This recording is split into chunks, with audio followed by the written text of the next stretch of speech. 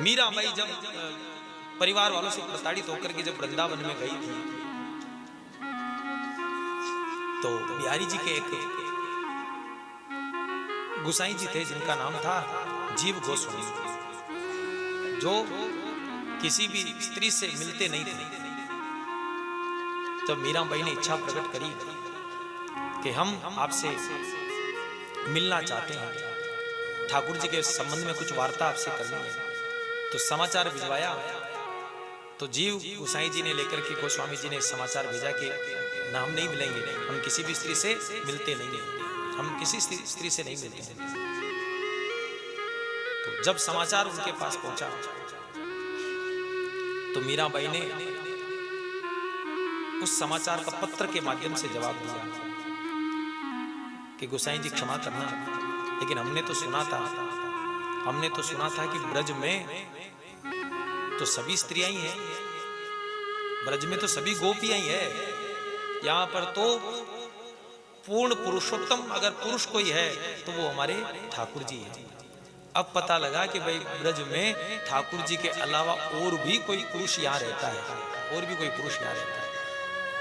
तो जीव गोसाई जी जब प्रातः काल ठाकुर जी का उत्थापन कराने के लिए गए, जैसे ही बांके बिहारी जी का उत्थापन कराया तो एक अलौकिक चमत्कार हुआ।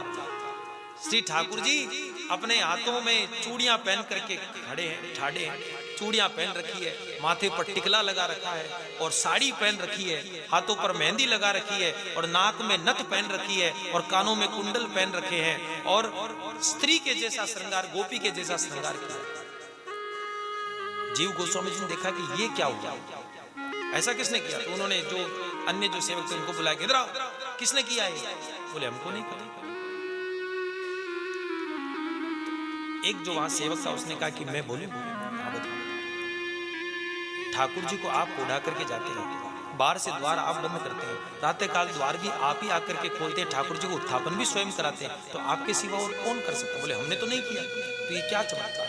तो एक सेवक वहां खड़ा था, सेवक ने लेकर के कहा कि अपराध क्षमा हो जय जय, तो हम बताएं आपको। बोले बताओ। मैंने सुना है कि हमारे वृंदावन के गलियारों में एक स्त्री आई है और वो स्त्री राजस्थान के मेवाड़ से आई है, और राजस्थान के मेवाड़ से आई है और उसके पास जो एक तारा है, उस एक तारे में न जाने क्या जादू भरा है। जो उस एक तारे के धुन सुन लेता है वो उसकी सारी सुध-बुध बिसर जाती है, सारा सुध-बुध खो देता है। हो न हो ये उसी आई हुई जो स्त्री है उसी का कोई न कोई कर्तव्य है, उसके एक तारे में जादू है और वो हो न हो कोई न कोई जादू करनी है जिसने अपने ठाकुर जी के ऊपर जादू कर दिया, या फिर ठाकुर जी कोई संदेश देना चाह रहे हैं, जो आपसे कोई अपराध हो गया उस अपराध का आपको संकेत देना चाह रहे हैं। जितने में तो जीव गोस्वामी जी को याद आ गया, अरे ये तो वही स्त्री है जो मुझसे मिलना चाहती थी, तो मैंने कहा था कि मैं किसी स्त्री से मिलता नहीं, तो आपको अपनी गलती का आभास हुआ और कहा कि जाओ वो कहाँ है उनको ढूंढो और उनसे कहो कि हम मिलना चाहते हैं। मीराबाई को ढूंढा गया और जब जीव गोसाई जी उनके पास गए, गोस्वामी जी जाकर के उनको प्रणाम निवेदित करते, नतमस्तक होकर के कहते हैं कि देवी हमसे गलती हो गई, चलिए हम आपको हमारे ठाकुर जी का दर्शन कराते, चलो हम आपको बिहारी जी का दर्शन कराते हैं। मीराबाई राजी राजी उनके पीछे हो गई और जैसे ही जीव गोस्वामी जी आकर के ठाकुर जी का पर्दा हटाते हैं तो ठाकुर जी वापस अपने वास्तविक स्वरूप में प्रकट हो जाते हैं। वास्तविक स्वरूप ठाकुर जी अपने वास्तविक स्वरूप में प्रकट हो जाते हैं। तो ये जो भक्तों के ऊपर भगवान की जो करुणा है, जगन्नाथ महाप्रभु की इस लीला का आप ये दर्शन करो। एक तरफ तो बार बार पर्दा लगता है और एक तरफ रात की 12 बजे तक भगवान अपनी आंखें फाड़े खड़े हैं और 12 बजे बाद रात को भगवान अपने मंदिर में सोते नहीं है। जगन्नाथ भगवान तो सिर्फ 15 दिन ही आराम करते हैं। जब जगन्नाथ भगवान बीमार पड़ते हैं उन्हीं 15 दिनों में न तो भगवान को कोई भोग लगता है न भगवान की कोई सेवा होती है, भगवान सिर्फ बिस्तर पर आराम करते हैं, मंदिर बंद रहता है 15 दिन के लिए।